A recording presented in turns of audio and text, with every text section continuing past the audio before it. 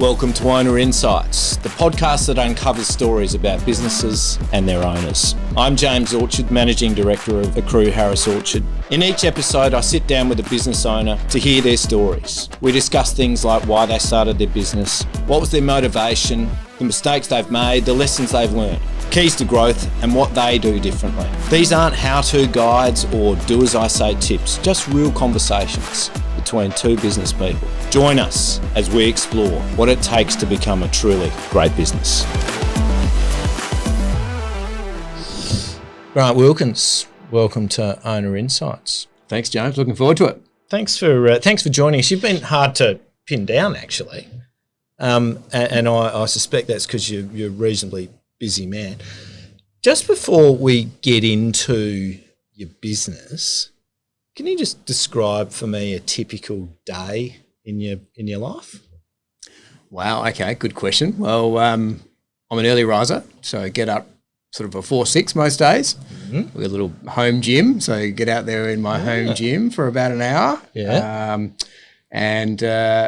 Sometimes Seth, my son, joins me. Sometimes he doesn't. Right now he's got a broken collarbone, so he doesn't join me. But get out in the gym and spend a little bit of time, or if it's summertime, go for a run or do a bit of exercise. So always sort of back in about 7 and then sort of in the office by about 7:30. So it's pretty quick. Yeah. And 7:30 till about 7:30. So probably a good 12-hour day. I'm in the office or travelling. I mean, I do travel probably almost 50% of the time. I'm interstate. Yeah. I do less travel to our individual parks these days, and now more capital cities. So Brisbane, Sydney, Melbourne. Dealing with councils or government or investors or something like that. So 12-hour days are standard for you? Yeah, 12-hour days. So we should probably tell the listeners that you are the CEO of the G'day Group. Yep. Do you want to just tell us, give us a bit of context as to the business, its size, how many employees you've got, your turnover, if you're happy to tell us. Just to give us an idea as to what we're talking about. Well, it's now a very large business. Every big business starts off a small business, as you know. So hasn't always been a large business, but 20 years ago I started a business with a couple of other guys, and the business now comprises over 90 parks that we own, holiday parks and resorts. So generally the freehold of those properties located all around Australia. That's Discovery Holiday Parks. That's that business. Also include properties like El Questro, Kings Canyon, other sort of resort, Wilpena Pound more recently. Resort type portfolio.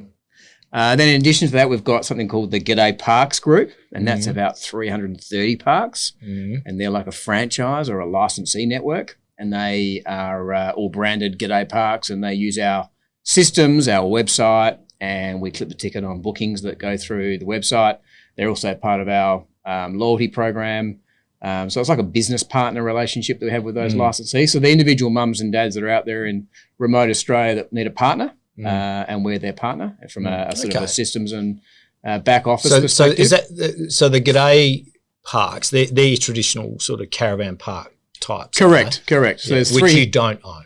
We don't own. So there's 330 of those. Yep. And then there's 90 Discovery Parks. And then in addition to that, we've got a couple of other businesses. We've got a business called WikiCamps, which is the number one app in the App Store. And it's the travel companion that you use, or everybody that uses when they travel around Australia. So if you look up your App Store right now, it is the number one app, not just the number one travel app. It is the number one app in the App Store, WikiCamps. So it has TripAdvisor type reviews of caravan and camping, what to see and do. So it's quite an amazing little business. 1.3 million downloads, 300,000 monthly active users that are using that app almost every day, and are they traveling around Australia. They're the grey nomads. They're grey nomads. They could be just, you've seen those Instagram of those families with their young kids. They use it as well. Yeah, so it's anybody who's sort of traveling around remote Australia trying to work out where to go, what to do, where to stay, what are the great reviews of different places to stay.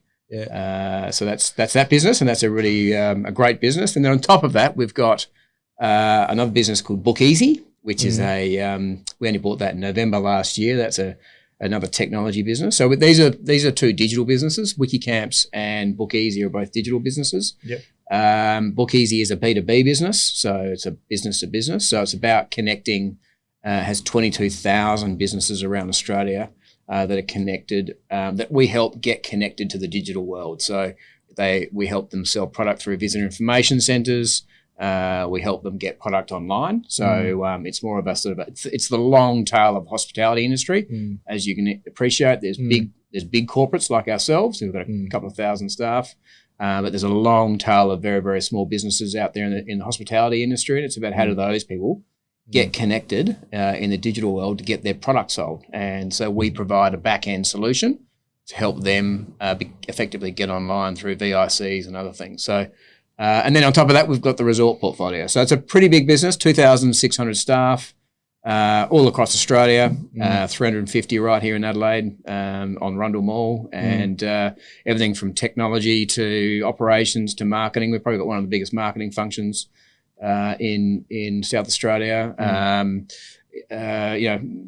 Finance, obviously those key roles that sort of sit in a support office. So I don't call it a head office, I call it a support office because we're there to support our parks. And so, big digital investment, about $30 million a year we invest in our sort of digital platforms. We turn over about $400 million, excluding, that's the Discovery Parks piece. So that excludes any turnover on G'day or Wikicamps or anything else. So that's purely sort of the balance sheet. So that the 90 parks is what we call, that's the balance sheet. That's the core business. That's where most people work for Discovery. And then there's, out of sort of 2,600 staff in the group, there would be sort of 2,500 of those people would work for Discovery. And then there's about 100 that work in the digital businesses. So that's quite a big business. Do you know where you'd sit in the list of Adelaide businesses? I think we're probably, obviously got Thomas Foods, and you've obviously got Santos here at headquarters.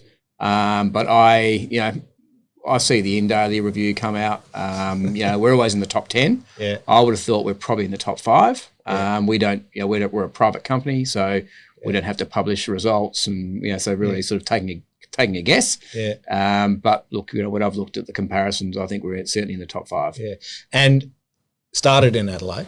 Started in Adelaide, 20 years ago. 20 years ago? 21 years ago, actually, 2004. So I won't be rude and ask you how old you are, but right. Can I work on 50s?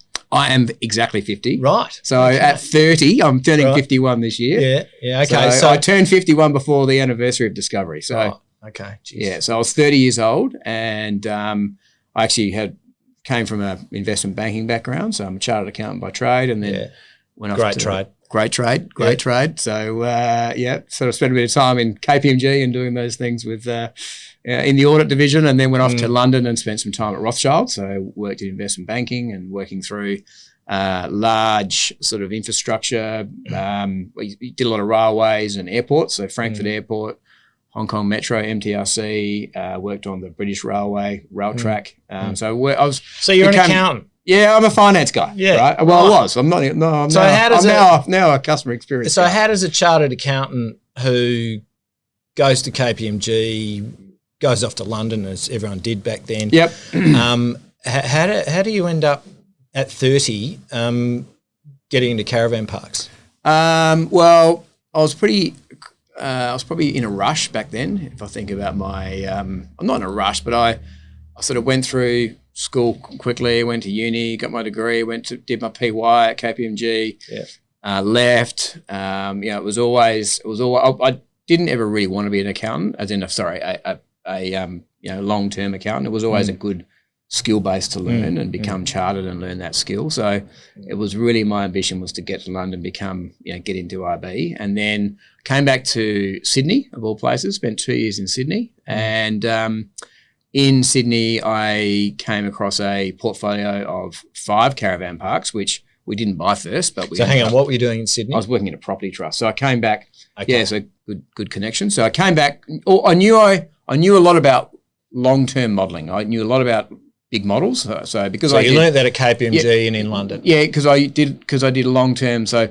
airports and railways are about track access charges. So I knew a lot about long-term financing, right? And 30-year discounted cash flow models and things like that. So I was quite, I was quite long in my knowledge of long-term business growth. So not necessarily private equity or 20% compounding growth businesses. It was about funding of sort of pretty secure, low growth type businesses. As I said, railways, airports, things like that. So I didn't want to come back to Australia because we didn't have a good railway network here in Australia. And so my vision was always, when I came back to Australia, was to try and use those skills into a different sector, and the property sector just made sense. Even though I knew nothing about, everybody talks about rate per square metre and, things like that. It wasn't necessarily, I didn't know the core property skill, but I knew about financing of property. So I knew about financing of sort of, of stable income streams like property. So you developed these core skills. Yep. And then an opportunity arose. Yeah. Well, then I got into bed with a high net worth in Sydney, and he was a good mates with Kerry Packer. A guy called Robert White is his name. And he was good mates with Kerry Packer when Packer was alive. And so we used to buy buildings effectively on balance sheet. On his balance sheet, and then sell them down through the superannuation, sort of through the private market. So we'd go and put 3 buildings together. We'd buy one in Canberra, one in Brisbane, and one in Adelaide. So a good quality one in Brisbane, and then a couple of yield ones. Buy them, put together a fund, and then I'd go out. We'd put together a PDS, product disclosure statement, and then I'd get out and get amongst the financial planning network and sell down the equity piece. And we'd have a yield, and we had a funds management business that we created. Right. So I did that for a couple of years, and in that process came across a portfolio of 5 caravan parks in Victoria. And at that point in time, sort of realised this was an interesting business, took it to Robert, and he was not interested in sort of dirty assets. He wanted to buy buildings that were simple and clean and easy, and sort of no interest in sort of getting involved in a sort of a different type of property class. And at that point in time, came across and actually had dinner at Secular Key with my original partner. And he found a portfolio in WA, and that was actually the first portfolio. So then I left Sydney, came back to Adelaide, didn't have a job for sort of 9 months, and worked hard to try and put together a PDS, effectively, a product disclosure statement, information memorandum. Ended up raising $40 million worth of equity and $50 million worth of debt, which was quite good from a blank piece of paper. We had no systems, no general ledger, no HR policies, no track record of operations, but we managed to raise $90 odd million worth of capital, and then we bought our first 3 parks in WA. Right. So yeah. How did you get individuals to give a 30-year-old $40 million? It wasn't easy. It took as I said, it took a good 6 months, plus probably. So were these Adelaide people? No, everybody was in Sydney. So it was, and so even though I moved back here, so I'm born and bred Adelaide, and moved my fiance by then. She was met here in London, so brought her back to Adelaide as well. And because I could live cheaply, I actually moved home. Can you believe? And sort of with your mum and dad. With mum and dad, yep. Oh, at 30, with the fiance. In you get. So, how'd that go? Well, it wasn't easy. Probably much harder for her than it was for me, but because I was away a lot, and it was about conserving capital, because I didn't have a job, I didn't have an income stream. It was more about trying to work out how to pull together. So here's 30-year-old, no job. This is no income. Like George Costanza. Yeah. No job, no income. Give us $40 million, please. Well, we had a good information memorandum. Oh, geez, it was a cottage industry. So, what really, we identified a few different sectors, and at that stage, it was very much a property type. It was about trying to get I thought about lawn bowls, so bowling, lawn bowl rinks around Australia, which are always in great land in suburbia. Yeah. I thought about surf lifesaving clubs on beaches, but obviously you couldn't work out how to sort of pry them out of councils and things like that, even though a lot of our caravan parks are now councils or caravan parks. And so it was about finding a sector which was a cottage industry, sort of owned by mums and dads, hadn't been corporatised. And it really it turned out that we tried on all 3, but the reality is caravan parks just got momentum the quickest, and it was like, right, this is a great opportunity. You could buy them back then at sort of 18% cap rates and things like that, which were silly. Now we're paying cap rates on the income. So So value parks are valued based on a multiple or a cap rate of EBITDA. Yeah. And so, these days you're probably paying 8s to 9s or even 7s in some amazing locations. And how did that business valuation match up with the actual asset valuation? Well, at that stage, it was always much cheaper. There was a much better arbitrage. The business was always lower than the. So you're paying the business price, but you're getting an asset which is worth absolutely, more than absolutely. So in the old days, it was those early days, it was fantastic. Yeah. So. And typically caravan parks probably still are in some of those WA locations like Broome and those types of places. The caravan parks are in the best real estate in town. Absolutely. I mean, that's what we realised is the parks were either on rivers or on the ocean. Great bit of real estate, and that back then it was as I said, it was an underinvested cottage industry. People hadn't thought about. It was still Besser block ablution blocks, and pretty simple stuff. And that's how we started too. So started in 2004, and I didn't really change the business model too much until after the GFC, where I got in trouble. So sorry to sort of get sure. into the down and dirty on this. The capital bit. Yeah. So you've borrowed 50, you've raised 40. Yep. How much that 40 was how much of the equity of the business? Like how much did you have? Well, we had a slightly different structure back then. We had the management company. Yeah. So we had an externally managed, almost like a Macquarie Bank old model in the old days. Yeah. Where there was an external management fee and an external management company, which we owned 100% of. Right. And then we also had equity in the overall enterprise. Yep. But there were third party investors in the enterprise, and then we had incentives effectively. Yeah. In that management company. Yeah. Which probably in hindsight now it's not like that. So now it's an internally managed fund. I'm an employee. Yeah. Of the group, as opposed to me being me having my own business. Yeah. Now I'm an employee of the overall organisation. So there's much better alignment, if I'm really honest. And if I see some of these externally managed funds, it's probably where interests aren't necessarily aligned, and things can get a bit, they can get a bit. Okay. So you're 30, 31. 2005, you've got your first 5 parks. Yep. Well, we actually got 3 and then 5, so we actually had 8. We had 3 in December, and but I had the other 5 lined up for the end of January. So very, very quickly I had 8 parks, and that gave us critical mass. Because what was very hard is if we started and we didn't have enough, critical mass. As I said, there was no general. I didn't buy something that had an operating model. I had to create a general ledger. I had to create policies and procedures. We didn't go and buy something and then grow that thing. It was like blank piece of paper. No, it was, and to be honest, I was an advisor as well. I'd never actually done operations. I mean, this was the other, when you look back now, it was a pretty, I was lucky people backed it and backed the investment and backed the idea. Well, it sounds like that was really the key achievement. Raising the capital. Money. Yeah. Raising the capital was it was a huge load off my mind. And at that time, were there many grouped parks as such? Only one other group started in 2004. So one group started in WA. In fact, that was a company called Aspen, which we eventually bought. We eventually bought Aspen, but. So we started here in Adelaide. They started in Perth. Even though we had a sort of a footprint in Perth, we had 3 and then 5 in Melbourne. Even though we had nothing in South Australia, they also started, and they got lucky in the early days. They bought, not got lucky. They invested well. They bought some mining parks up in the Pilbara, and when the GFC hit, we had some troubles, whereas they had significantly less troubles because they had such strong cash flow that was coming out of Karratha and Headland. We now own those parks, by the way, because we took them over.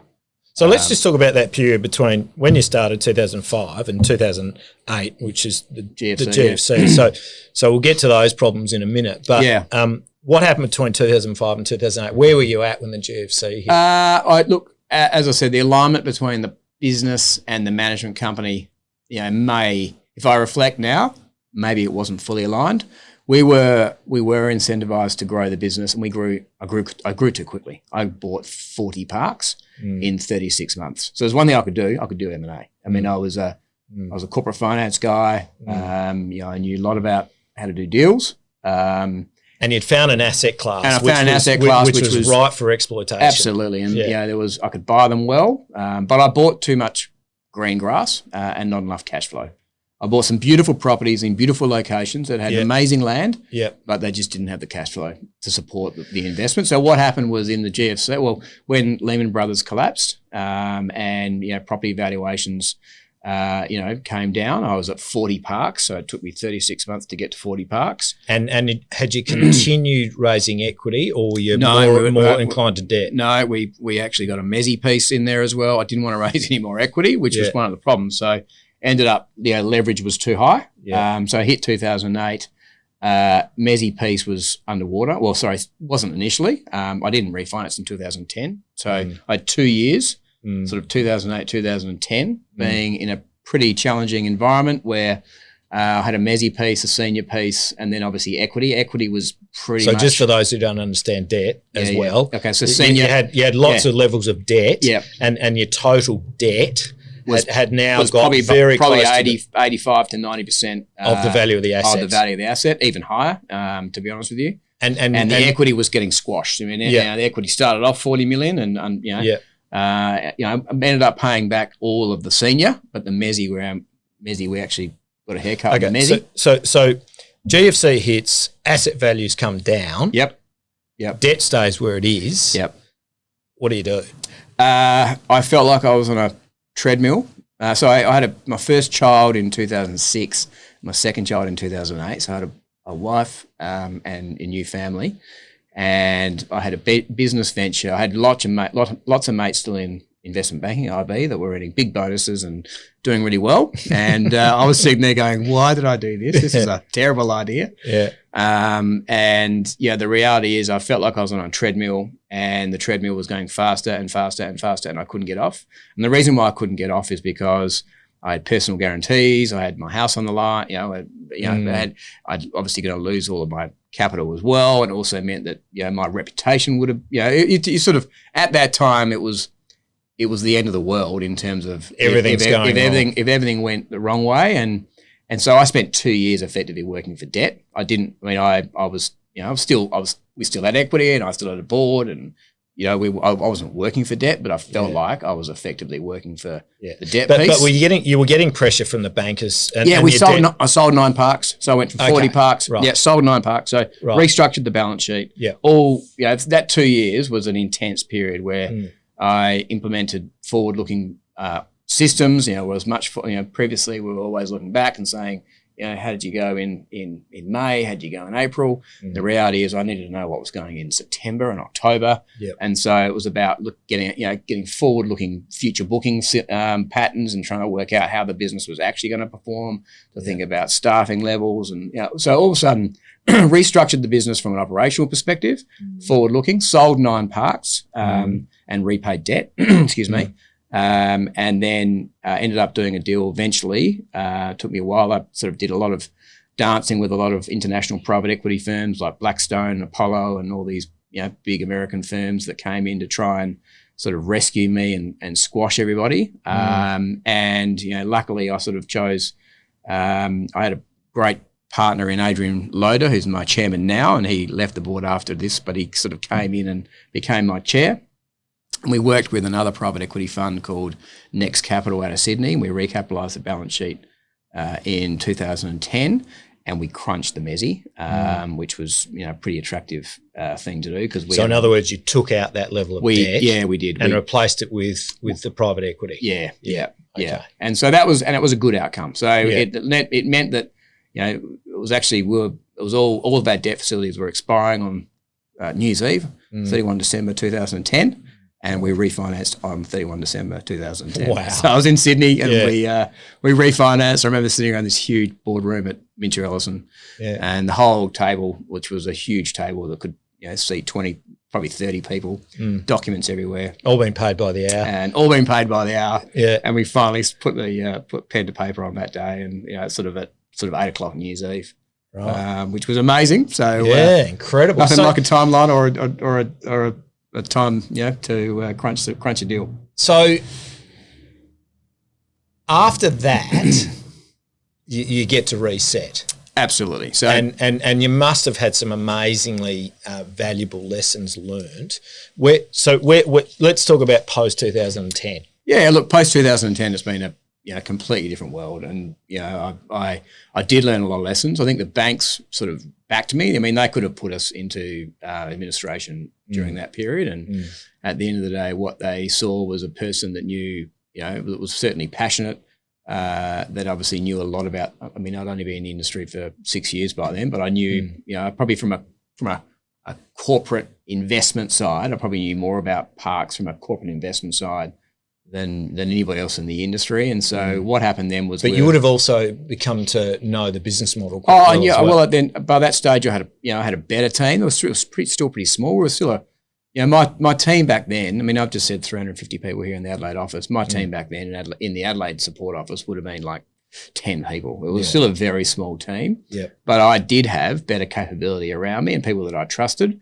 And once we recapitalised the balance sheet, we were away, and we grew. And so we sort of we started. Sorry, then what happened was there was a bit of a mining boom, sort of post 2010. Not a boom, but it was quite positive, and we were able to buy some parks certainly in Queensland that were impacted by coal price and in the mining sector, so Rockhampton and some other areas that were a bit more regional, and they were just very, very profitable businesses, and that sort of helped us sort of. So even though you got into trouble in the GFC, you obviously weren't deterred from the business model of growing by acquisition. The business model was the business was always a sound business. So we never missed an interest payment. I always paid. You think about there was a valuation crunch, through the GFC, but there really wasn't ever a sort of a cash flow. I mean, cash was tight. Don't get me wrong. Very tight, and it was hard. It was actually hard to pay wages and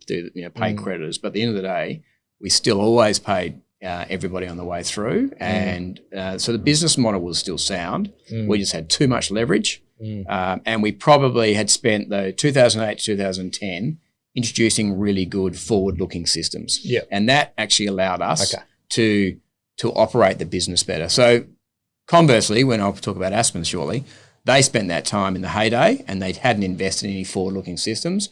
And then later on, in the story I'll talk to you about it, but later on we're able to they hadn't invested enough in the back office, thinking about how to actually drive the business. And it was that point in time where I realised we weren't a property business, even though we own the property. We're actually a customer-focusing business. And so I said we owned a lot of green grass. Yeah.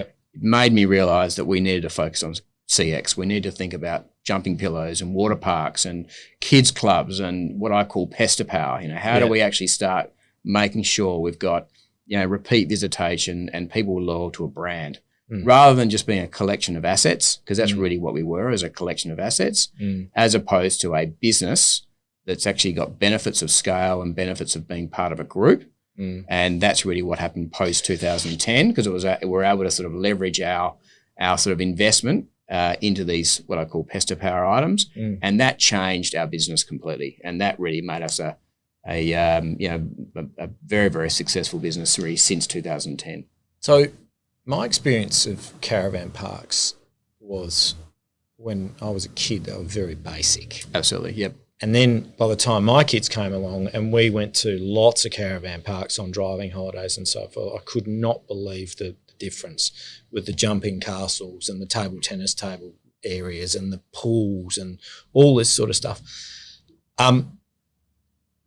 That all seemed to occur. Was that you? I think we let it. Yeah, I do. I mean, we had access to capital. So a lot of mums and dads tried hard, but they didn't have the capital. Didn't have the capital. Yeah. And so I was fortunate enough to also travel globally, and I saw there's a group in America called Campgrounds of America, KOA. Yep. Camp spelt with a K. And they're a large organisation. We're larger than them now, but they were owned by an individual. But they were sort of a 500 franchisees and a very powerful group focused on the customer. And I was able to go there, and because we're not competitors, we became sort of business partners almost, not nothing equity wise, but we helped. They saw we were better operationally. I could see they were better at franchising. Yep. And so it was about how do I learn? That's what ultimately we started a franchise or a license arrangement. And ultimately they could see that we were better at in operations and running our own balance sheet and sort of getting better sort of return on capital in that balance sheet piece. And as a result, we became very focused on things together, and that was jumping pillows and all those those items. As I said, gone to the best of block, Evolution blocks. It's now good, really high quality customer experience, good camp kitchens, kids clubs. It is really about making sure you get that repeat. Well, the face of caravan parks, you almost can't call them caravan parks. No, they're holiday parks, and that's what they are. And they're you'd rather go if you were travelling in regional Australia, even for business, you'd rather stay in a holiday park than you would in a 1970s Flag Inn or something. Yeah, I mean because they haven't been refurbished. I mean, sorry, I'm talking generally here, so there's certainly ones that have been in terms of those regional motels, but. The great thing about holiday parks is the industry has gone well. It's a $27 billion industry now. So it's grown significantly over, the last sort of, 15 years odd. And that reinvestment, not just by us, but that reinvestment in the industry has caused, the quality of the asset and the customer experience to go through the roof. And we were absolutely at the forefront. And I think that's really, as I said, what happened was that we got ahead of the game. In 2015 we had the opportunity to exactly the same thing happened to Aspen, who was our major we started at the same time, and they had gone through a very strong period during with the mining boom, and they were in exactly the situation that we were in back in 2008 2010. They hadn't invested in their forward-looking systems, hadn't invested in their operating systems, they hadn't done any investment in customer experience. They'd sort of lost the park management level, because at the end of the day, park managers is really, that's where the business is, right? So the business doesn't sit in the Adelaide office. The business actually, the customers come to your parks in regional Australia. So you've got to have a really engaged, staffing at those regional locations. So they hadn't sort of brought those park managers on the journey, and as a result, they went through a sort of a sale process because they had to look like they did one, and they were a public company, and Ultimately, they rejected every bid and they rejected ours. But the good thing was that we got opportunity to do due diligence in a public market environment. And then a year later, they got in trouble. And because we'd done DD, we could go in with effectively an offer in a public market, having done DD, and we were successful in acquiring our major competitor. And that was a major transaction for us as well. And that sort of turned us from because we'd grown back up to sort of 45 parks by then, and allowed us to get to sort of 65 parks after that. So it was about 20 parks. So just let me explore mid-2000, so 2014, 15. You've got 30 or 40 parks, going along pretty well. What makes you go to America and do all of those things to try and learn? What have you got in your mind about what you want to do and where you want to go?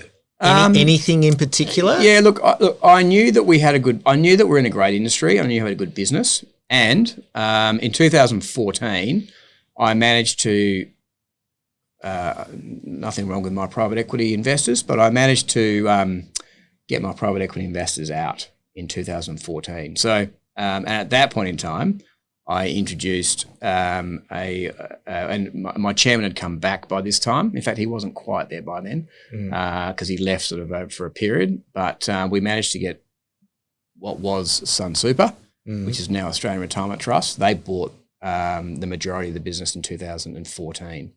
Right.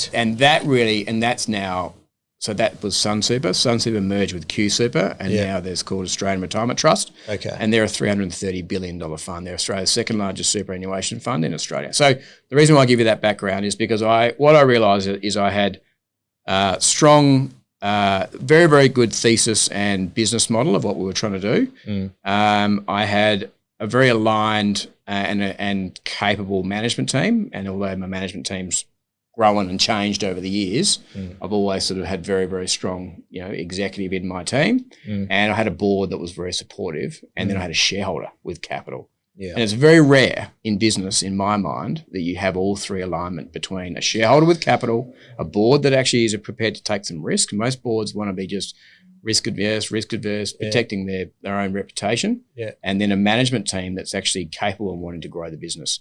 I had a very unique situation where I had a shareholder with pretty much unlimited capital, a board with wanting to create and with myself on that board, really trying to create a globally great business, and then a management team that was really hungry to do it as well. So that alignment, I don't think happens very often. That you get. I don't think it happens by accident either. No. I mean, so you must have. I'm guessing you must have come up with a vision per se, or that's what you're alluding to. Yeah, absolutely. Which the super fund bought into, which answers the next thing I was going to ask was how the hell can you afford to buy a public company? Well, you've got a shareholder with unlimited capital. Yeah. What was your vision at that time, and what enabled you to get them to buy into it? Look, I think at that stage we were already the sort of the inverted commas the best corporate operator. You'd established a track record. Yeah. And look, there were plenty of mum and dads and families that could run really, really efficient parks. So I'm not saying that the Watts family that we've just bought Renmark up in the Riverland, and that's a flagship property in South Australia. Great property, owned by the Watts, and they are a long-term holiday park family. There's no doubt they can run a good holiday park. So I think the difference I take nothing away from them. So Discovery's bought that. We've just bought that. Yeah, Discovery's bought that. Discovery's just bought that. So I don't know. You might have been away, but we made an announcement about 3 weeks ago. Yeah, I was away. Yeah. So there you go. Otherwise, I would have known. So we bought Redmark. So our largest transaction we've done, which is fantastic, and it's an iconic property. But the reality is, from a corporate perspective, I don't think anybody was anywhere near our capability of running under management. So the benefit of a family is that you're on site, whereas I've got to get everybody to, I've got to corral people and encourage them and work through, values and purpose and things like that for people to actually sort of live the vision and see what the vision is and then execute that vision. And I think we were already the leader in the industry. And I did spend a fair bit of time trying to understand what the world was doing, because I don't want to be just Australian great, to be honest with you. Yeah. And I talk about this all the time with staff in the organisation. Yeah. We are about creating a globally great business, not an Australian great business. We're already an Australian great business. We are already the number one operator in holiday parks in Australia by quite some time. Yeah. And that's my personal opinion, but I do get told that regularly by people in the industry. But what I'm trying to do is create a globally great business and be, leaders across the industry, right across the world. And I've spent time in the UK, in the US, even in China, but obviously China's hard. But they do actually have caravan parks now. Can you believe? But it's really trying to understand, what other models are and how do we really, compare to them, and what can we learn? Because we're not the best, I say that we're the best, but at the end of the day, everybody can learn, and I'm always keen to get ideas. So okay, let's leap forward then to the future. You say you want to be a great business globally. There are very successful business models not dissimilar to yours in the UK and America that you've alluded to. Do you think that you will have the support of your super fund shareholder to plough into those markets? And if not, well, how do you become that global business? So there's a couple of sort of answers to that. So first of all, there's a lot of opportunity still in Australia. So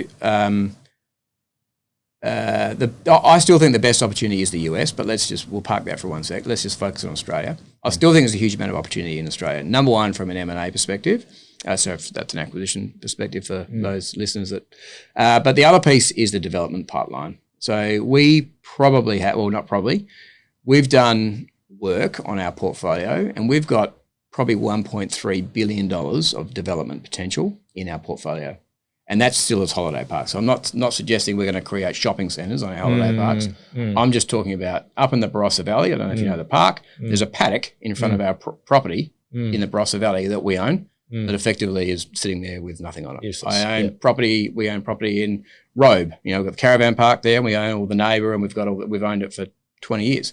So the reality, there's opportunity right across the portfolio to continue to expand and enhance our existing portfolio. So there's at least $1 billion, if we've calculated 1.3 billion of executable development across our business here in Australia, excluding acquisitions. I'm assuming that your investor, if they give you 1.3 billion to go and develop it, they're going to get a return. Absolutely. And what sort of return are they looking for? We are a very strong investment in their portfolio. We sit in their property portfolio. Yep. And I don't want to go into too many details, but we are their the highest returning investment in their property portfolio. So more than commercial property, obviously. Yeah, absolutely. Yep. And I mean, we're probably regarded as high risk. So if you go and collect the rent on a service station that's got a long-term lease to a public company, you're probably in the 4s and 5s and that sort of thing. And we're double digits, so we're up. We're in the teens. So there you go. We're up. We're up there, and we're generating very, very strong returns for our shareholders. And so the benefit that we've got in our business model is we've got the ability to acquire well, operationally improve the properties, and then obviously develop them as well. And then we get the uplift from development that we spend in our parks as well. It's a great business model. So you got the development as a starting point. Then you've got the expansion. Yep. To get the money, you would need to sell a vision to your shareholders. Absolutely. And so do you have what is the vision going forward? So we want to be, we are, our vision for 2027, this is our sort of short to medium term vision, is to be the undisputed leader in regional travel experiences. And so in Australia? In Australia. Yeah. So it's not to leave. We're not in our vision in the short term till 2027 is not to go offshore. Okay. But it is about undisputed leadership in regional travel experiences. And it's regional travel experiences for a number of reasons. It's not just about size and scale and property. It is about, people don't go to the Barossa Valley to stay in one of our deluxe cabins. They go to the Barossa Valley for an experience, and they happen to stay in on a caravan site or in a deluxe cabin. So the experience piece is really important. And then we've done things like up in the Kimberley where we own Equestro, and we've got gorge walks and things like that. So it's all about experiences. And one of the things where the real push that we're working through with our staff and our customers is when you come to a Discovery Holiday Parks, you come and you have a better experience than you do somewhere else at a competing holiday park or a competing destination. So that's the reason. So that's the undisputed leadership. It is obviously size and scale, which is important. But it's not just accommodation. We also own Triple J boat cruises in the Ord River. So we own a bunch of experiences as well. But that's the vision, to be the undisputed. In terms of my relationship with my shareholder, it's very good. I've known one of the head investors in in the old Sun Super days, and I've known him for over. I originally pitched to him in the GFC days, so back in 2008, and so we got a very, very good relationship, although that's sort of the main deal happened in 2014. It's a good long-term relationship. The team produce, I've got a great team, but we produce strategy documents that we sort of update our shareholder, at least twice a year. It's almost like a roadshow. The good thing is it's all private and we can do it. But the relationship is incredibly strong. And the access to capital, providing we continue to generate returns. So you're right, obviously need to generate returns. But providing we keep going, they're not going to stop giving it to you. No. Yeah. Can I just talk? So the capital aspect, that's obviously been crucial to where you've got. But the other thing that you talked about earlier was about customer focus. How do you get 2,600 people on the same page in terms of customer focus? It's hard because it's getting easier, to be honest with you now, but it was hard because I think what happened was it was all about size, and this is the reason why we changed our vision, because it was about being the largest owner and operator. And so what does a housekeeper care about being part of the largest, I think what you really want to do is make sure you've got a vision and make sure your values are really aligned to everybody, whether you're a programmer in our technology function, which I've got 100 people that are doing tech, because we've got all these digital platforms, through to a grounds person in the Clare Valley and a housekeeper in Margaret River or Cradle Mountain. At the end of the day, you've got to find a way that you can find everybody within the organisation sort of connects and understand what we're trying to do as an organisation and have that common goal. So I think it's got easier for us as we've matured as a business and got better clarity around our vision and our values and what's right by the customer. And we got amazing training. So I've got a team that sort of not only just with the online training, but I've got a team that are touring the country and making sure we're embedding. They listen to phone calls, they listen to how receptions go, they see how the cleanliness in public ablution blocks are. All those standards are absolutely paramount, and we want people to be proud, and people are really, really proud about working for Discovery and working for the G'day Group. They're passionate about it and they're proud. And I think that's really allowed us to sort of go above and beyond when I think other organisations and other sort of certainly park operators in our sector just haven't been able to connect with everybody. Because I do it as the CEO. Because I'm the founder, it's probably easier for me because I've had to do everything in the I've had to be the HR manager. I've cleaned toilets myself. I've been reception in holiday parks. I've done everything myself. But it doesn't matter who you are in this organisation, whether you're the CEO or you're a grounds person in a park.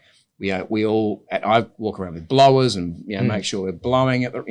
All of that is really, really relevant, and nobody's too good for anything. And it's about making sure we're delivering a superior customer experience right across the organisation. And they want to be honest with you, I don't do it on purpose, but it's because I'm also passionate about the business. They see the leaders in the organisation, leaning in and making sure that there's not. I sit in an open plan office and have done forever. There's no sort of hierarchy. Yes, I'm the CEO, I'm the founder, but at the end of the day, I am actually, when I go to parks, I connect with everybody. I think it'll be different for the next person. And I'm only 50 and I'm not going anywhere, but I do wonder. You sort of wonder what happens after you with the organisation. And Grant, it can't just be about you. No, I know. There's 2,600 people. Somehow, I've got a great team. You've got this culture going through. Yeah. There would be people who you haven't met. Absolutely. But somehow they've bought into the culture, and I just think that's a really impressive and incredible achievement to get that sort of culture. And I guess the obvious answer is, the obvious question is, what do you do when you get someone who doesn't buy into the culture? Well, we've had to move people on. That's the hard thing with business. And even when they're leaders, I've had to move some really, really good leaders on. And unfortunately, some people that are also good people, but they just don't align with our values or don't align with our. But you must be really clear on what those values are and what the non-negotiable. Absolutely, we are. And as I said, we've had to move some amazing people in my mind, and that have done some great work. Had to move people on. So the reality is businesses outgrow people as well. And I think there's a time in everybody's life cycle where you have to sort of look at the other person, and you sort of have to come to an agreement. Look, maybe the business has outgrown you, and maybe this business is too stressful for you, and maybe it's not quite where you want to be over the next 5-10 years. So those sort of conversations have happened a lot. When you start with a very, very small business and now a very large business, one, I can afford better talent. I've got great talent in my exec team, and which is, back then I could never afford it, if I'm really honest. But I've got really, really strong capability, and it's not just the exec team, but it's right the way through the organisation, where you've just got this strong line of culture and passion. I do lead with passion, and every Friday I get up in front of we call it Go on a Friday, 4:00 every single Friday. Parks, they zoom in, and they've got a camera in the Adelaide office, and we've got. Everybody stops at 4:00 for we're in the hospitality industry, but for a beer and nibbles on the table. With this big camp kitchen area, so we've got a camp kitchen in the Adelaide office, and I give an update, on what's happened in the week, what sort of what a new week, every single week, every single Friday, and everyone zooms in. Everybody. So it's 4:00 on Friday. Get out of Friday. It's amazing. Wow. It's absolutely amazing. Well, that's got to have an impact culturally as well. Yeah, and so we're doing a lot more now with just being a bit more. Nimble with our communication, and I'm doing videos all the time, and it's about just staying connected. Because as I said, one of my biggest problems as the company gets bigger is I can afford less time to be in park, which is actually where I love to be. But, you know, it means that I've got to sort of spend time probably more online. And even though my travel is, as I said, it's about meeting councils and government and tourist bodies and those sorts of things, banks and shareholders and things like that. Whereas, you know, it's my most favourite time is actually getting in amongst our people in our parks. So therefore, you've got to do it a different way. So how much of your week do you reckon you spend on maintaining what you've got versus building what you've got? It's a great question. I reckon I probably now rely more on my team to maintain it, and now I'm still focusing a lot on building. But as I said, I do have great capability in the organisation from an operational perspective. So I do sort of weigh in and rely heavily on my chief operating officer, on my chief people and culture. You know, so I do rely heavily on them now, sort of running BAU. I mean, it's all new. It's a new world right now with obviously with AI and what's that doing to the business. And so I'm probably right now I'm heavily engaged with trying to think about governance and how we're thinking about. So it's a whole new topic in itself. Yeah. But I think, you know, I lean in for a while, try and set things up, and then, you know, leave it with the team and then let them run with it, and then sort of go somewhere else. And so that's the reason why I always come back early after Christmas. I always find if I sort of go away, have a break, then I come back, you know, relatively early, like probably the second week in January. And, you know, the parks are busy anyway during that period of time. So January is always a busy time for our parks. And then that allows me to have 2 or 3 weeks of really embedding myself and getting myself ready for the year. Yeah. And then you can sort of hand over to the exec and say, righto, now let's go and execute. But that's a really important time for me for planning. Yeah. Which allows me to sort of get focused for the year ahead. You're clearly really driven. You've grown this business incredibly, frankly. Any sources of motivation or inspiration? Any people that you think have created this person? Or created you? Oh, look, you know, you can't go without saying your parents, and probably my father, he ran his own business and had a construction business, and you know, was successful in his own right. Probably that's where it started, because of, you know, and I've always walked building sites on a Saturday morning and things like that when I was a kid. You know, with him, as a kid, I remember growing up and always being on site and things like that. So that's probably part of the sort of the drive to sort of. I always knew that I wouldn't end up, as I said, in a chartered accounting firm. Yeah, I wanted to become chartered. I wanted to get my PY. But at the end of the day, I also always. So that was your security blanket. That was always my, and I knew it was good education. But and I knew I had to learn about business. Yeah. But I knew I was never going to end up in as a partner of KPMG or anything like that. It was, you know, as soon as I could get out, as soon as I was chartered, I was out, and so it was about then paving my own destiny. I think I couldn't go without saying my current chairman. Now, in the last, he joined the board in 2008 during the so Adrian Loader. He joined the board in 2008 as my chair. He left again in about 2000 after we recapitalised. He left in about 2011, and then he came back in 2016. So he's been with me for a decent chunk, and he is a Sydney guy. Runs his own funds, and he's a very, very one of the smartest guys I've ever met. But you know, I couldn't have done what I've done. We couldn't have done it because it is we. We couldn't have done it without each other. I couldn't have done it without him. I mean, I've got the energy and the purpose and the drive, and you know, but to have somebody that's sort of sitting next to you, even though he's been the chair, he's you know, I shouldn't say only the chair, because the chair is obviously very, very important in an organisation, but you know, he hasn't been involved in the operations and things like that. But he's been my mentor, the guy who's actually helped me really get through tough times, and even during the GFC in 2008, you know, he helped me a lot. I mean, that's what I said. I was dark days for me, but yeah, even business model wise, we 2018, we realised that we were getting in a bit of trouble with the OTAs, so Booking.com and Expedia.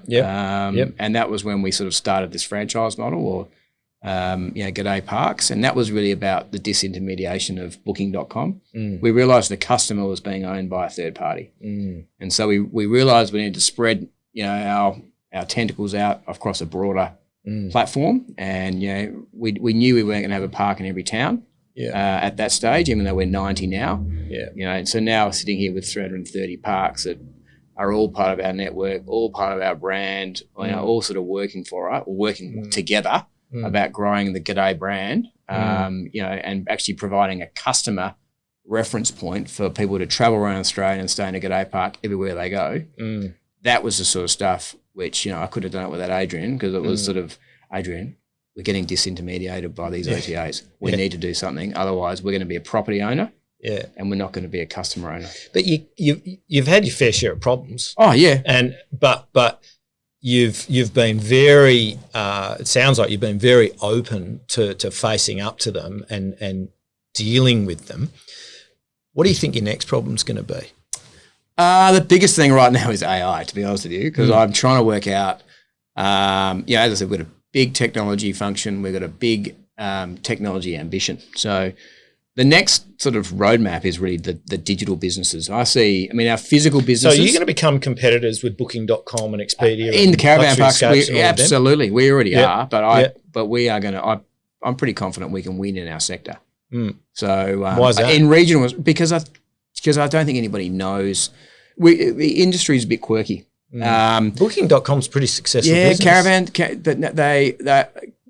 Caravan. How long is your caravan? Where does it fit on a caravan site? There's so many issues that Booking.com will not tackle because it's too complex. And we feel as though we've got the right assets to really make. And the industry is a $27 billion industry, and we have the right assets and the right ambition.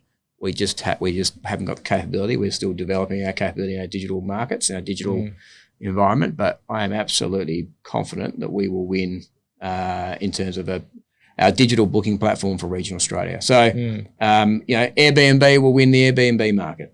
Booking.com will win the hotel market. I think we will win the regional holiday park. Well, in that regard, it's a bit different, really, isn't it? Yeah. You're not typically competing with them. No, they're still a recruiter. We still use Booking.com. But for me, they're a recruiter. They recruit the talent. But once the customers come through the Booking.com channel, you don't want them to come back the second time through that channel. They've got to come back direct. It's all about repeat visitation. It's all about trying to get that customer to book direct. Obviously, cost per acquisition comes down, and it becomes a much, much more effective business model. Just looking forward again. Yep. You've got a great partner in your super fund. Yeah. Ever considered going public? Absolutely, many times. As I said, I've been looking for money at various times for it's a capital intensive business. Yeah, absolutely. We've got a couple of $1 billion worth of property, and it is a very intensive business. But and I've looked at all sorts of capital sources over the years. So let's be open about that. But I don't think I don't think there is a better capital source than being private and in the super fund market. Art is a great partner. They understand our business. It's patient. You don't have to go through the whims of markets going up and down, and when it's not even your control. And I've seen what's happened to Ingenia and other public companies they're not the same business as ours, but some have similar attributes, and seeing the problems that they've had over the history of these public markets. And I'm actually look at the success of the organisation, and it really has been about having the appropriate capital and the alignment of capital board and management team that really has driven a major part of our success. So having said that, maybe the valuations might be higher in the public markets, but at the end of the day, I'm pretty comfortable with where valuations are and where Art sit and the board. Yeah, Grant, it's been a fascinating conversation. I can't wait to see where this goes. I had no idea that you wanted to be a great business internationally, so I can't wait till post 2027 to see where that goes. Yeah. But thanks so much for sharing your story. It's a fascinating story. It is an amazing Adelaide story, frankly. Yeah, thank you. To in 20 years to get where you've started to where you are today, I think all South Australians should be really proud of you. So thanks for the chat, and cannot wait to see where it goes from here. Yeah, thanks, James. Look, it's I love the business. As I said, we're bringing great experiences for mums and dads and families, and I think that's a major sort of what drives me is just seeing the smiles on faces of kids. As I said, pester power is the key. We get these kids to sort of drag their parents back every time. It's pretty powerful. Yeah. Oh, it's the basics of business, isn't it? Yeah. Your core business is smiles on faces and kids at parks. Yeah. And as long as you keep doing that, who knows where it can go. So well done, and thanks again. Thanks, James. Appreciate it. Cheers. Cheers.